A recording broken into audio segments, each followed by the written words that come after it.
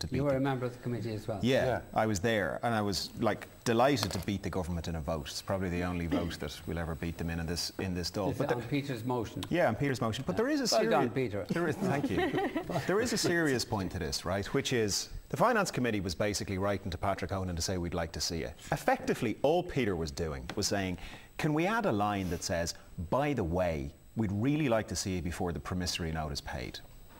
And it was going to go to a vote. This was in the private session of the Finance Committee. The committees are meant to be quasi-independent. They are meant to scrutinise legislation.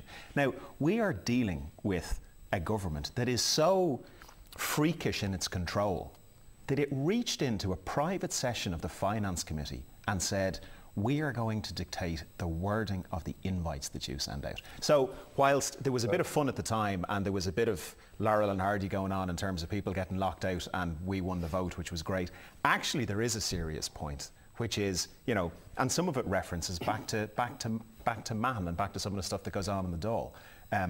Why do we see some things that don't happen? Because the TDs aren't given any real role. I mean, what Peter was doing was perfectly acceptable. There's no one on that committee who didn't want to see Patrick Honan before the Brown. Just for clarification, crazy. For clarification.